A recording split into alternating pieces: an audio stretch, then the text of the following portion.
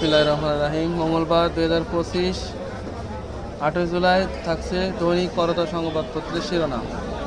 জনপ্রিয়তা এগিয়ে বিএনপি, তরুণদের নিয়ে সায়েম ও অ্যাকশন এইডের জরিপ। মুক্তিযুদ্ধের প্রকৃত ইতিহাস তুলে ধরুন বলেছেন প্রধান উপদেষ্টা এবং হাসিনার বিরুদ্ধে অভিযোগ গঠনের আদেশ 10 জুলাই।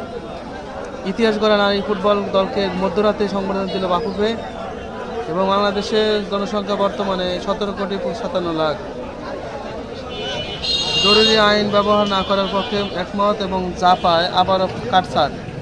সারা দেশের সমন্বয় কমিটি গঠন, সরকারকে 3 দিনের আলটিমেটাম এবং মালয়েশিয়া আটক বাংলাদেশিদের বিষয়ে বিস্তারিত তথ্য চেয়েছে সরকার। 19 জুলাই জামায়াতের জাতীয় সমাবেশ, নির্বাচন পেছাতে নয়, নির্বাচন সুষ্ঠু পরিবেশ চাই। এবং পুলিশের লাঠিপেটে আহত চাকরিচ্যুত মিডিয়া সদস্যরা। এবং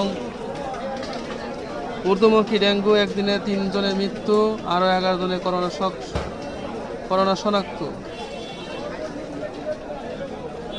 আহমেদ তৈয়ব দুদকের চিঠি দেওয়ার বিষয়টি ভুলভাবে ব্যাখ্যা করা হয়েছে এবং প্যালেস্টাইনপন্থী গ্রুপকে নিষিদ্ধের পক্ষে ভোট দিলেন টিউলিপ সিদ্দিক। 33 মাসের মধ্যে সর্বনিম্ন মূল্যস্ফীতির জন্য নির্বাচন পেছাতে নয়, নির্বাচন সুষ্ঠু পরিবেশ চাই এবং পুলিশ লাঠিপেটে আহত চাকরিচ্যুত মিডিয়া সদস্য ছিল উল্লেখযোগ্য সংবাদ শিরোনাম। ধন্যবাদ।